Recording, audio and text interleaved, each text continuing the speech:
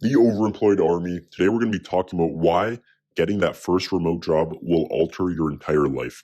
If you haven't already, check out the free overemployed phone calls we offer in the description box and pinned comment down below. If you want to get that first remote job or become overemployed, we'll help you do that in that call. Cool. So let's talk about your surroundings, your environment.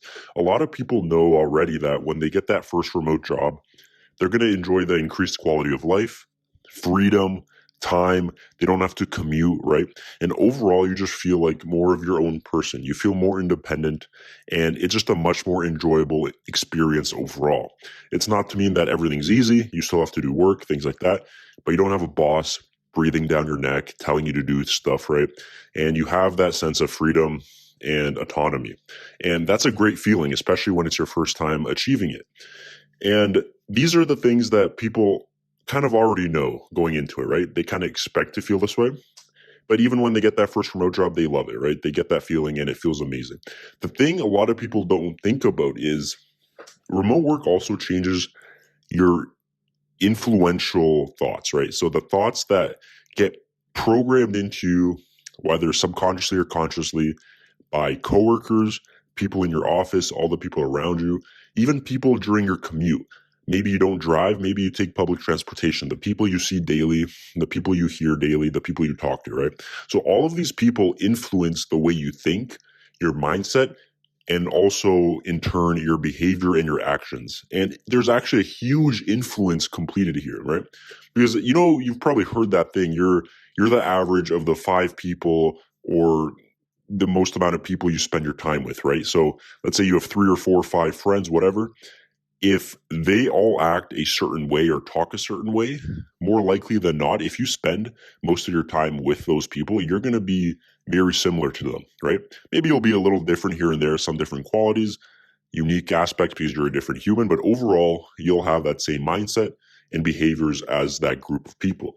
So once you become a remote worker, you completely remove yourself from an office, from public transportation, and from all these other different channels of possible inputs to your brain. So just because you're working a job doesn't mean you don't have further ambitions. It doesn't mean that's your whole life. It doesn't mean you don't have higher goals. For you, maybe it's just a stepping stone. The problem is for a lot of other people, maybe it's not just a stepping stone. Maybe it's the final chapter of their life, right? Maybe they never ever want to move on from just having that one job. And the issue here is those people will manifest those goals into their words, their conversations, and the way they talk to you and with you. So a lot of these people are going to be putting it in your brain that you having extra ambitious goals is kind of abnormal and it's not something you should be doing.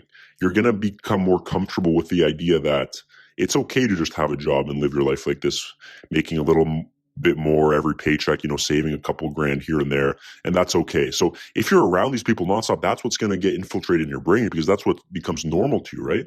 But if you work a remote job, you'll notice that you don't have any of that. Sure, you interact with these people a little bit, but it's mostly about business and work. You don't really get their perspectives on life and things like that. And you escape a lot of negative or wasteful thinking and actions. You have the ability at this point, once you get that first remote job, to completely curate the people you let in your life, right? The way they influence your mind. And that's an amazing thing because at the end of the day, that's the only way you can actually change or make improvements in your life. The way you think, therefore, alters your behavior and your actions, right? So if you remove yourself from all these people that you don't want to be like, and I'm not saying all of your coworkers are going to be terrible people or anything with no goals, but more often than not, a lot of these people are not going to be that ambitious, right? They're not going to be treating this as just a stepping stone. They might not be that serious about having more money in the future or becoming more successful. So when you get that first remote job, I want you to really think about the people that influence your thinking now. Who are you getting programmed by, right? And you can curate this perfectly now because when you're at home, the only person around you is you. Now, maybe you live with your family, friends, you have roommates, whatever, but you're very controlled in your environment now.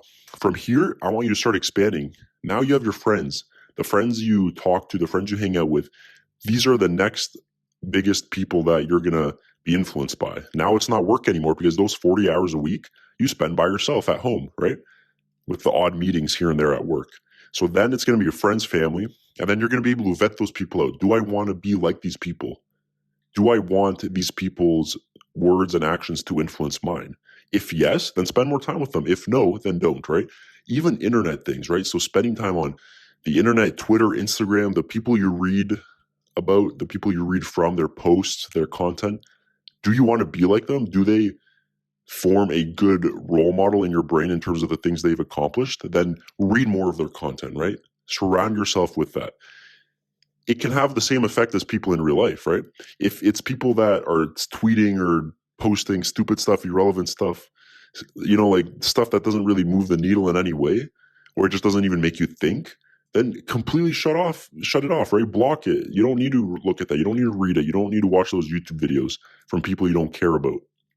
And once you kind of get this down, you kind of to fine tune the people that are around you, this is where you'll start to really thrive, because now you live in your own reality. You've altered the thing that's most useful to you, the things that will influence you and therefore change your entire life. You've picked it yourself. You're not forced it down your throat now because you have to go to an office. It's now your choice. And once you make that choice, you know that everything that outcomes in your life, the results, were always your responsibility. Now you have no one else to blame except yourself. And that's an amazing feeling because you can take your life to the next level because you have that control and responsibility. If you guys have any thoughts about this, or if you've experienced this in any way, leave a comment down below. Remember, like the video, subscribe to the channel, and I will see you guys next time.